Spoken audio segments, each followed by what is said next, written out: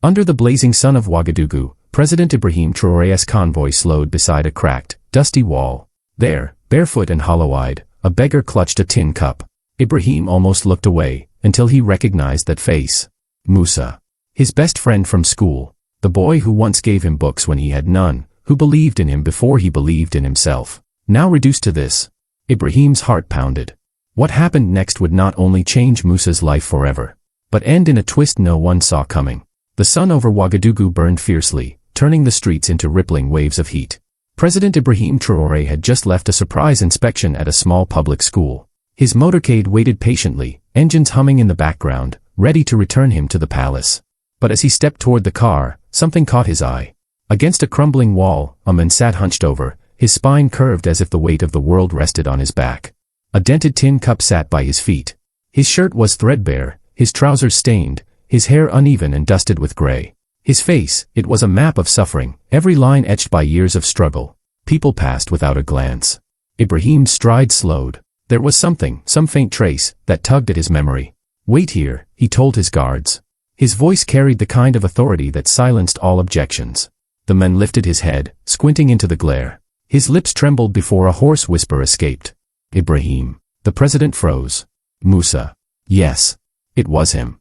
The boy who had once defended him from taunts in the schoolyard, the one who had shared a single worn-out textbook so they could both study. Back then, Musa had been full of life and ideas. Now he looked like a man life had chewed up and spat out. Musa tried to stand, but his knees wavered. It's really you, he said, his voice breaking. Ibrahim stepped forward, gripping his shoulder. It's me, my friend. Tell me, what happened to you? Musa's gaze fell to the ground. That's a story I never imagined telling you. Not like this. You're telling it to me today, Ibrahim said firmly. Musa glanced at his bare, cracked feet. I can't, not dressed like this. I'm not worthy to sit in your car. Ibrahim's tone was steady, unyielding. You're my friend. That's all that matters.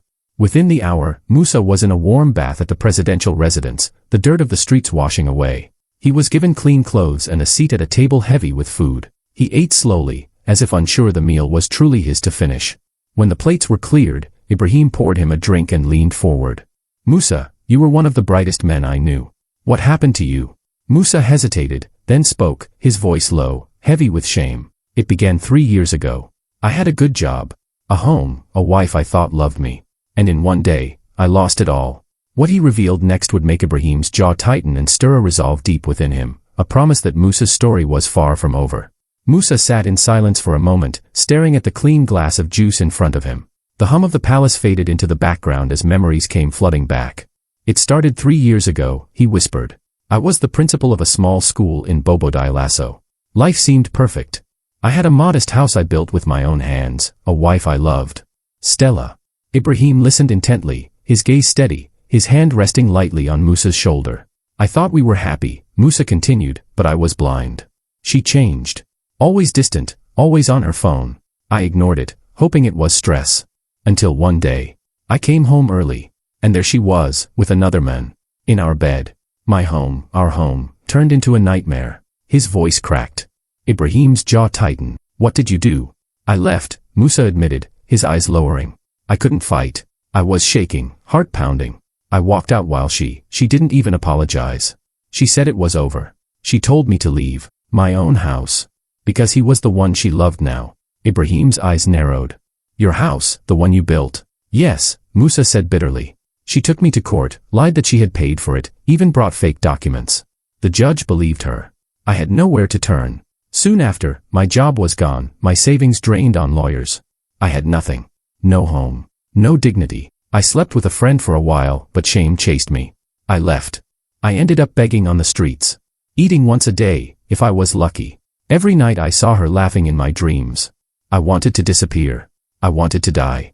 Ibrahim's expression softened, but his voice was firm. Musa, you did not deserve any of this. But listen carefully, your story is not over. Not while I am here. Musa blinked back tears. You still see me as your friend, after all this. I never stopped, Ibrahim replied. His voice carried both warmth and determination. And now, I am going to help you rise again. That night, Musa slept under soft sheets for the first time in years. The cold streets, the hunger, the endless humiliation, they were all behind him. In the palace garden, Ibrahim sat alone, pen in hand, papers scattered before him. His mind was focused on Musa, the boy who had once shared everything he had, who had believed in him when no one else did.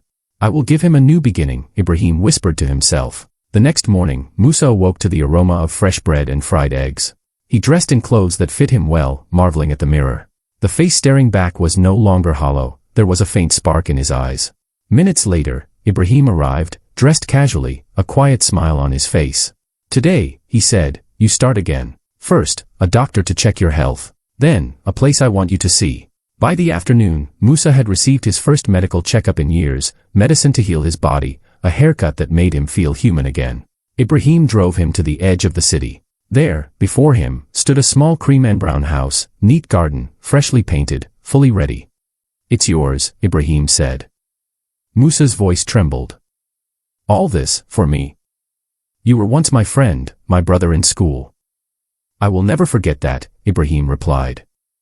You believed in me when no one else did. Now it is my turn. Inside, the home was warm and welcoming. Ibrahim added one last surprise, a small bookstore and supply shop beside a nearby school, to honor Musa's love for education. Musa's hands shook as tears filled his eyes, not from despair this time, but from hope. He finally realized. He was not lost. His life had begun again.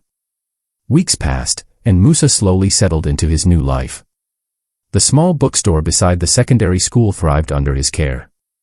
Children and teens came daily, not only to buy books and supplies, but to ask questions, seek advice, or simply share a moment of warmth. Musa became more than a shopkeeper, he became a mentor, a guide, a steady presence in the lives of those who had none. One Saturday afternoon, as he arranged stacks of math textbooks, a soft voice called behind him. Musa turned, nearly dropping a book. There, at the doorway, stood Stella, his ex-wife. Her face was pale, her clothes plain and worn. Beside her sat a small suitcase, her eyes brimming with desperation. Can we talk? She asked softly. Musa folded his arms, keeping his tone calm but firm. Outside the shop. What do you want, Stella? Tears streaked her face. I have nowhere else to go, he left me. The man I chose over you, he took everything, even the house. I lost it all. Please, can I stay, even just for a short while? Musa inhaled slowly, remembering the years of humiliation, hunger, and despair. And yet, he did not flinch. I forgive you, he said carefully. But this is not your home anymore. I've moved forward. So should you. Her head bowed, shame evident. Even a room. No, Musa said quietly. Not a room. Your choices brought you here. I chose peace. That evening, Musa called Ibrahim. She came back, he said. And? Ibrahim asked. I told her no. A quiet laugh came over the line. I am proud of you, Musa. You did not let anger guide you. You protected your life, your dignity, and your peace. In the days that followed, Musa continued to pour himself into the bookstore. One morning, a woman in a simple blue dress entered. Her smile was gentle, her eyes bright. Good morning. Do you have senior school math textbooks? Yes, Musa replied, leading her to the shelf. She picked the books carefully and returned to the counter. I've noticed how you help children who cannot afford supplies. You remind me of someone I once knew, who always gave even when they had little. Musa smiled faintly.